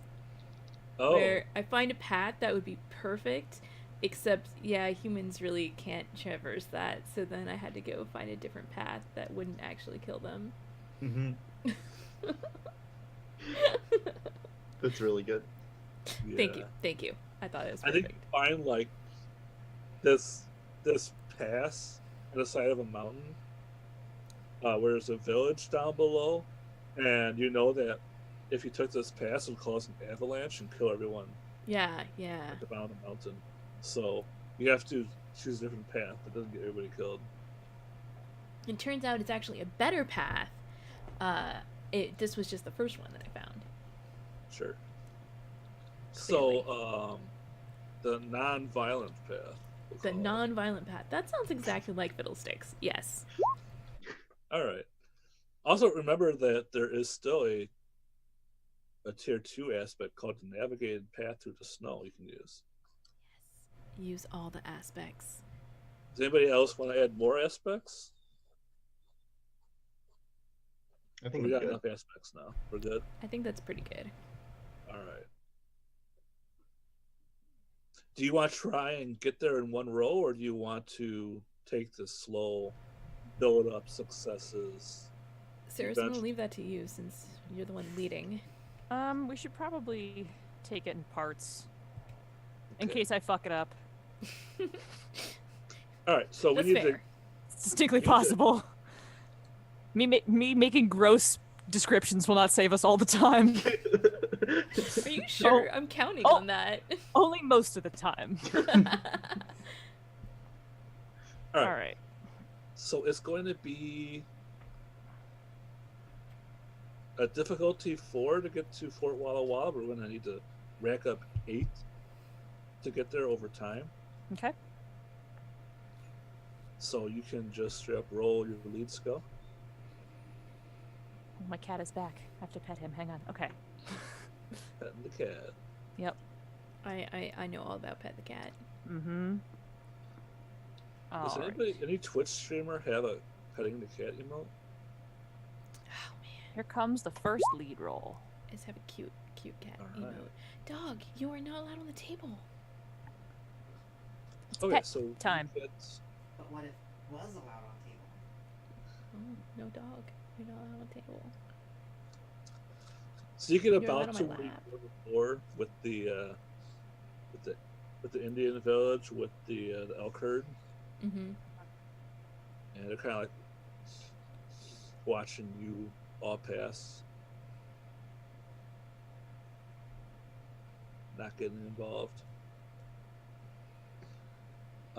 Okay, you have one more roll, and then something interesting will happen.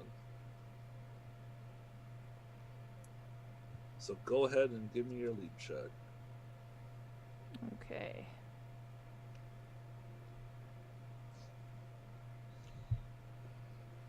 Need 4 more to get there. And I'm basically going to make up an event like when we're playing the card game. All right. Remind me how the D6 mechanic thing works again. You can spend a fate point Uh-huh. and tell me what aspect you're invoking, and then you Okay. can just replace one of the D6s. But you have to use grow. You have to use it with grow Oh, okay. because that's your My strange primary one. Okay. Mm-hmm. So I think I'm gonna do that. All right. So I previously established sort of as a background element that Jordan has like an earth sense. Okay. Is like still something she's working out. Maybe that's why she keeps potatoes in her pocket. Who knows? So we're headed towards. We're continuing to just navigate, right? Like that's sort of the plan here. I'm leading everybody. This caravan full of like really unequipped people. Right. Towards a safe place. Mm-hmm. So I am without like Jordan is not intentionally doing this. It's just sort of happening where like the earth sense is directing her towards a place that has shelter, will not collapse under them, is not at risk of an avalanche, might even have like a store cache of food that a bunch of nuts a squirrel forgot about or whatnot. So I'm using grow to like my innate magic sense is just naturally leading me towards safety. And I'm going to cash that in for the D6. So that's 3 fate dice and 1d6. Is that how that goes? The thing is that the grow is the narrative skill, right? Right. And we need an action skill to fill up these circles. Which circles? Okay, so imagine we're collecting successes, right, to reach a certain number of successes. Okay. We're 4 out of 8 successes. Okay. And you need an active skill to take an action. Right. The action I'm taking is leading. You told me to justify the magic with grow. That's literally what I just did. Fantastic. Okay. Okay. So I had to use that magic ability so that I could cash in the D6, which is what I'm trying to do. That sounds So good. I'm going to spend that fate point, cash in that D6. So is it 3 fate die and 1 D6, or is it 4 fate die and 1 D6? 3 fate dice and 1 D6. Okay. Sorry, I just never. See, I didn't consider using it that way, so I was just like, huh. All right. Here comes the 3 fate dice. All right, so I'm going to roll that plus my skill, which is still leading people. Okay. All right, and here comes the D6. That's a good D6. Yep. All right, it was worth. All right. Yeah, you make it to Fort Walla Walla without. Thanks to the weird earth magic. Yeah. So see, I never thought about using the D6 with a different skill that way. But yeah, well, I don't have a magic type because I never had the strange event happen. Right. So. Yeah. So either I can't. Is even weirder because it's untyped. Right. Yeah. All right. I think I like that. So I'm going to say that's actually a thing you can do. All right. Well, it should be the thing that you can do if you have untyped magic. So you think only if you have untyped magic? Well, because everybody I either have an exception to that rule, or I can't interact with it. Those are your choices. Because the whole point of the thing was that you have this typed magic that everybody has potentially can have a strange event. It colors their character, and then every time they do their fate points to interact with it, weird things happen, right? And if you play through the game and you don't wind up with a strange event, then you get this weird untyped magic because everybody gets special abilities, and that special ability is the thing that allows you to break the probability curve with D6. Right. So if you have untyped magic, either you can't interact with that or you have an exception. Following me? Yeah. Okay. And so I think it's perfectly fine to have an exception, but like the you get that exception because you didn't have these other events. It's like a consolation prize. All right, I like it. Yeah. Yeah. So I'm just the kind of guy that when faced with an idea they weren't expecting, like just stops and considers that idea. All right. So you get to Fort Walla Walla. It's been about 4 weeks. It's pretty closed down. You don't see anybody outside. You can see like smoke coming from various buildings where people are keeping warm. So as I described before, it's like this large fort in the center, surrounded by a large wooden fort, surrounded by a plain, like a flat area that's covered with snow. And then there's a ring of buildings around it. So it looks like maybe 3/4 of the buildings have been abandoned for the winter to conserve heat. And also the fort has this giant plume of smoke coming out of it. So how do you want to approach the fort? I'm friendly towards the front. You just want to lead the caravan up to the fort? Yes. Okay. No, we'll all sneak in through the back, in through the ventilation ducts. Okay, yeah, there's with our elk. There's this old ancient dungeon underneath the fort, and Now we're playing a different game. Yes. Yes. No. So you just drive up to the fort, and it doesn't look like they have anybody watching outside. Is that unusual? I don't think you would know. Okay. Do you know anything about trading forts? Uh, Your character? probably not.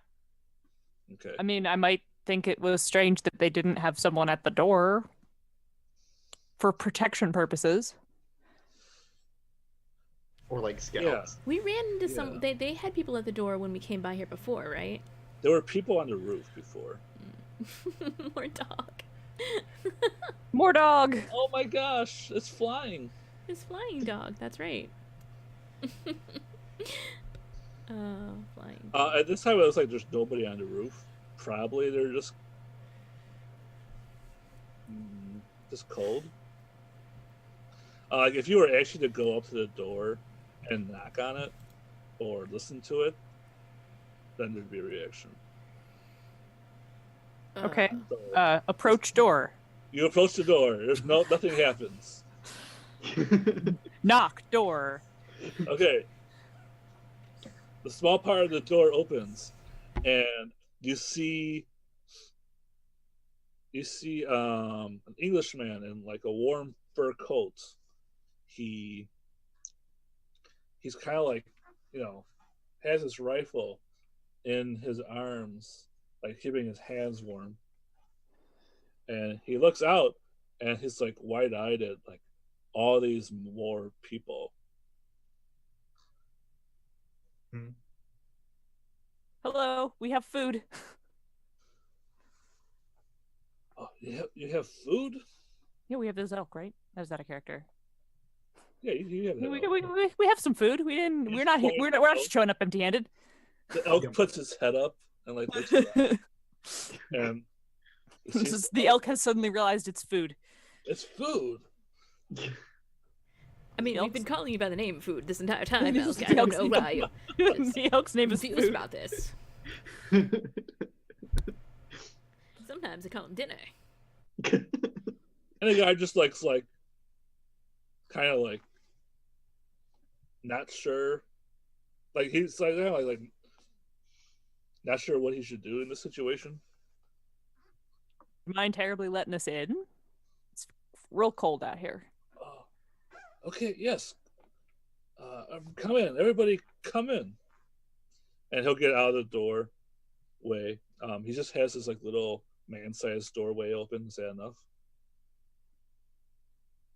I guess we'll all come in. All right, so you all walk into this dark fort, one person at a time, like single file.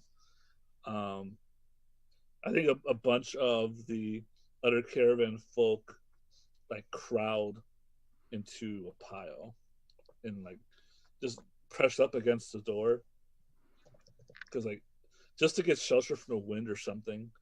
Like their clothes are tatters, right? They have holes in their boots. If it wasn't for this, for like, I imagine like the snowshoes probably you made also had like furs keeping their feet warm, or else they would have lost their feet a long time ago. And yeah, they all squeeze through the doorway one at a time. Inside the fort, there's several fireplaces running around the outside walls, and you see people just huddled under thick woolen blankets. Not woolen, thick cotton blankets. And you recognize like the faces of the rest of your caravan who have been waiting here for you to return. Including, of course, Jordan's wife. Is it Martha? Yes. Yeah, you see Martha. The person who married the other person who keeps potatoes in their pocket. Yes. Mm-hmm. And then when everyone's inside, the elk tries to come in, but its antlers are too big, so it just kind of stands outside with the wagon. Look, if there's anything we know from Northern Exposure, it's just that elk's just going to roam around town, and that's going to be theme song and the intro forever. Yeah, it's always in the intro sequence. That elk. Hmm. It's gonna get eaten one day. Yeah, but for now, it's just listening to very loud harmonica music. And in those first few episodes, no one could figure out why there was an elk in the opening sequence, but now they know. Yeah, Now they know. exactly. Um, So you take a look around, and like everyone looks really surprised to see you. Um, while the people you just brought through this truck are all like getting close to the fire and being like very talkative and saying hello to the to the other caravan members who've been here a while. The people who have been here for a while are like very reserved and like almost waiting. You see that the guard that let you in is now talking to three other guards who don't look too happy about this. Were they expecting us to die? Do you ask somebody this? Shall we initiate social combat? I will say it out of the side of my mouth to my wife. Like, are you expecting us to die?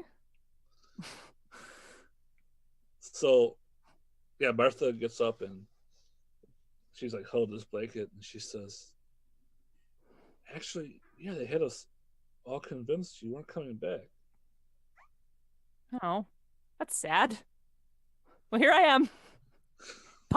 Potatoes and all. Well, short a few potatoes. Where'd all the potatoes go? I fed him to food. I point to the elk.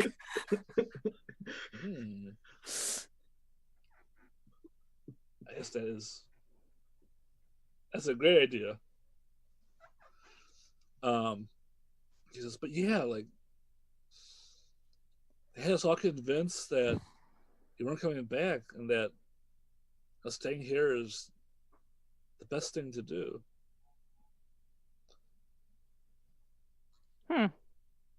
Interesting. They seemed rather keen on us staying here when we came through the last time. It's true. Maybe too keen. Suspiciously keen.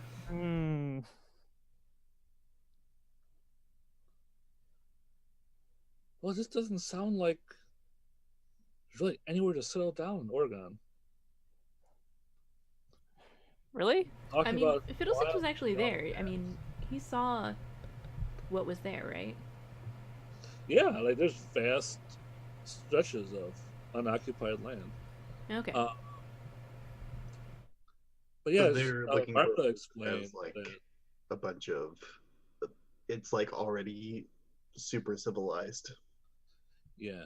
So Martha explains that actually all these vast areas of unoccupied land are already basically claimed by different tribes, and they're not really. They have not had any success in negotiating with the tribes to give up land. So outside of a few places like Oregon City, there's nowhere really empty to go. So this is like a consequence of Adam's change to the world. So instead of like vast numbers of people dying from the plague,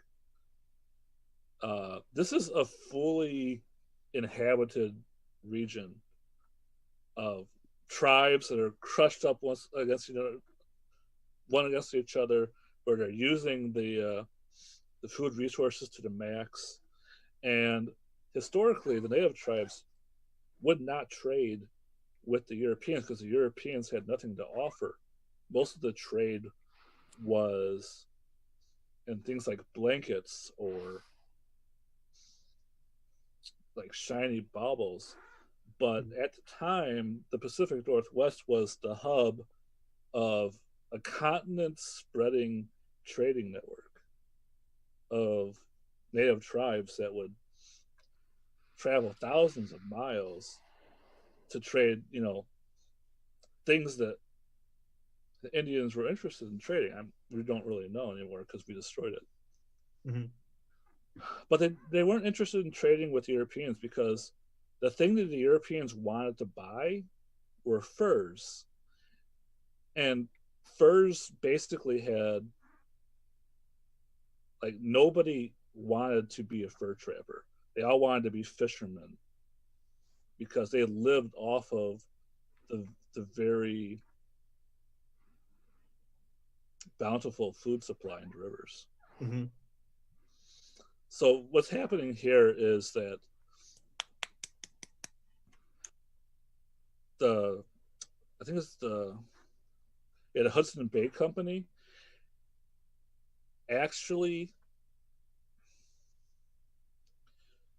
how do I put this?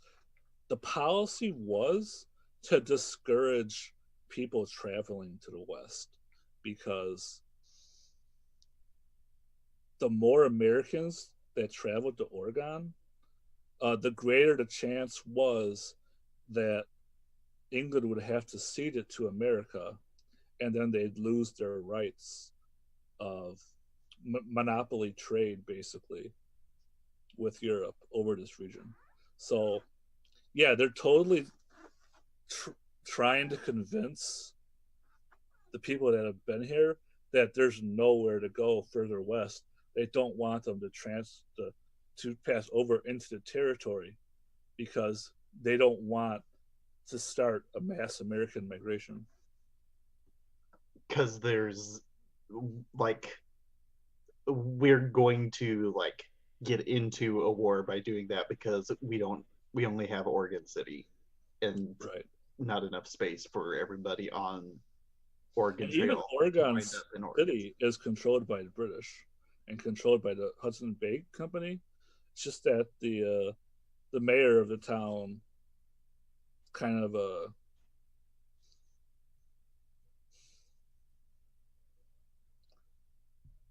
like, it's complicated, but basically he decided to ignore the law and help immigrants anyhow. Mm-hmm. Because there were people that would come this way. Yeah. Mm-hmm.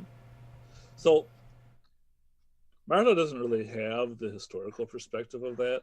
She just knows that she's been told that, there's not land, there's not really trade opportunities, and it's very dangerous to keep traveling to the west. So we should stay here, and if we stay here, we can trade directly with the Hudson's Bay Company. They have caravans coming through every year. We can produce and farm wherever we want, and the company has a huge trading post here with always a huge stockpile of food. So if there's a bad year, we know we'll survive. And they've pretty much convinced everybody here, like, to give up on going further west. I mean, it's a pretty good argument. Yeah. What I was about to say was huddle up team. So Okay. I want to get Jordan, Jemima, and Fiddlesticks together. All right, along huddle. with everybody who wants to be in the huddle. And I think in our characters we should talk about our characters should figure out what they want, and we should figure out what we want, where we want the story to go. Do we always want to be almost to Oregon and forever trapped in Fort Walla Walla so that we can fulfill the name of our show? Or do we want to make it to Oregon City and then figure out a way to bargain with natives to like get enough space for ourselves and make that trade equitable? I mean, we certainly could wait out the winter at Fort Walla Walla and then move on and see whatever weird adventures come our way while we're here. That seems to be an equitable solution, I think, to wait winter here and travel across come spring.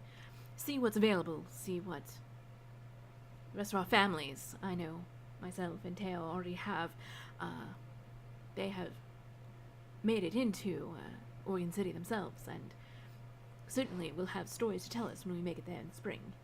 Of No. course. But there's much longer of winter to wait out. We've been traveling through most of it, as the ice in my boots will tell you.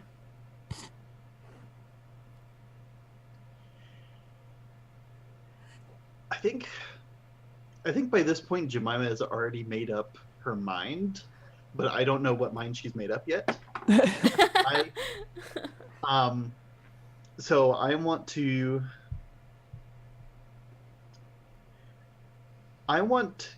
know what Jemima sees is like seeing as the future of like what has to be done. Is the future of us getting to Oregon still a future thing, and we're going to wait out winter and then start traveling the trail again in spring? Or is it the correct time by divine order is to get there in the dead of winter? Because whatever God says, it sounds like none of the options are we live here in Fort Walla Walla. Yeah, I don't think we want to live in Fort Walla Walla forever. Do you want to bring the rest of the caravan with you, or is it only important that you and your families leave Walla Walla? Here comes my other cat. Oh, come here, you. All right, more cat. Oh, more cat. Come here, you fat baby. Kitty? Oh my goodness. There she is. Oh, so She likes cute. to be held like this. I love cats that like to be little babies. Look at the Just camera, hanging dummy. upside down. Oh my gosh, it's Yeah, so she- happy. Yeah, she likes to be held like that, except she's mad because I picked her up. Not again. That's my other cat. Anyway. Uh, Oh, doggo. Dog time. Mm-hmm.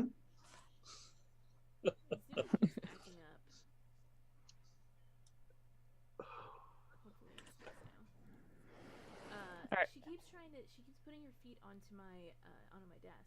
So I've decided that every time she does that, I'm gonna scoop her up. Hmm? Because telling her to get off my desk has not been working. So another thing I'm seeing on my sheet for Jemima is You don't think scooping her down? she's farsighted, like in the sense of how she perceives things. Mm-hmm. Which may mean she's really old. She's seen a lot of things, so endured a lot of struggles. So she is ready to endure more struggle to, if that's like what has to happen. Okay. Let me think about what God wants. That will be what she wants.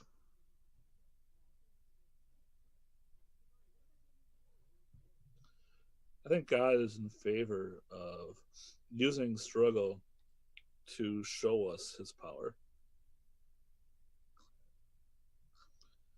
And also, you notice that everyone that stays here, like, they look very disillusioned. Even when the people were, like, not really motivated to follow the caravan, before you gave them that new hope. Mm-hmm. Like, they looked like they were very conflicted with themselves, like they're very alive with their own wants and desires and their dreams. These people look like they've just given up. Mm-hmm. So I'm going to copy and paste what God wants me to believe, and now I am going to use other types of reasoning to justify that. Okay. And I'm going to probably vouch for the fact that if there's any way we're going to make it to Oregon City and not have as many problems, we have to make it there first, because we want to get there before there's a bigger wave of people, which creates more problems. Mm-hmm. Because if negotiations are stalling, it's going to be better for us like if we try to help out with those negotiations now, because they're holding on in Oregon City apparently, right? Yep. Whereas if we go with the big wave, we're going to take up too many resources. We're going to have issues. And the negotiations won't have advanced.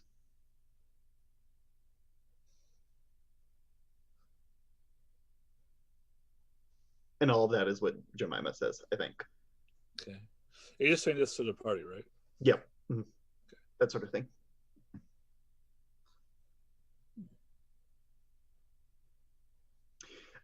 So how do Jordan and Fiddlesticks respond to Jemima pushing really hard? Because this is like a hard thing to hear, I have to imagine. Yes, I'd imagine so. Yeah. I don't really see Jordan as the kind of person who gets upset. So she's probably more like, you clearly feel very strongly about this. Can you elaborate on why? Mm-hmm. I assume you're not coming up to us and being like, God said we have to go. No, that is style. In fact, I almost feel like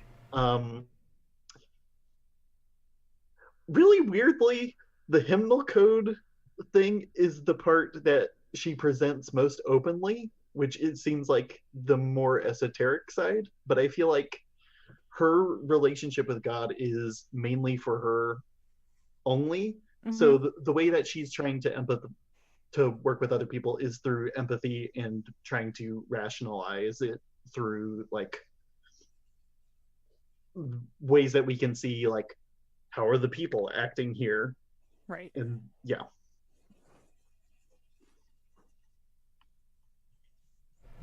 Well, like I said, all of my family has already made it to Oregon City, so between the two of us, I would like to see them all again. They have treated me very well, and young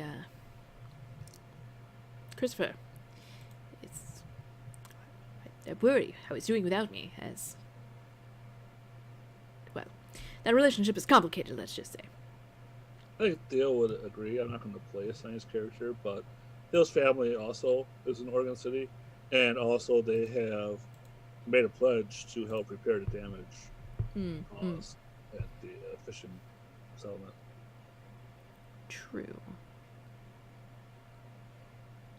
And so perhaps, that's a very good point, Theo. Perhaps returning and making good on that promise will make inroads towards the negotiations that have been stalling. I'm more than happy to lend my voice to the negotiations. Well, guess I'm gonna go convince my wife. Fiddlesticks kind of leans over a little bit and is like, would you like some help? Sure. Okay. He'll follow you on I'm gonna over. go help convince my wife. Yeah. Yeah. Uh-huh. You also have 2 kids, remember? Yeah, I know. Yeah, well, they don't get a say at this. You've been a child before. Your parents are moving. You don't get a say. Mm-hmm. I think the implication was that you have to consider taking them with you. Oh, right, yeah. I like your answer better though. Kids are tough. Yeah, kids are fine. They're very resilient. We have game aspects, like narratively protecting their existence, so. Mm-hmm. There you go. If only real life were so kind. Yeah. Well, just imagine the parenting book where you just open the first page and it says in like the glaring red letters, narratively protect their existence, and then you just close the book and put it back up on the shelf. Yep. That's how it works. Mm-hmm. Yeah. So yeah, I think Martha. You're also like. The crux of my argument is basically like, hey, we came this far. It was our dream to start a farm. We'll, if we can't start our own place, maybe we can get working on somewhere else. Like, there's already people there, so there's certainly opportunity. People need help. Well, it'll work out. We're not up shit creek, honey. It'll be fine. I think Martha's like, I know there's opportunities for us in Oregon, but there's opportunities for us here too. We always wanted our own farm. I've talked to, what would the leader be? The lieutenant in charge, who owns this area in the name of the Crown. They're willing to give us 80 acres of land to start our own farm. I'm not sure we can get that much in Oregon. Did the lieutenant give that to you in writing? No, it's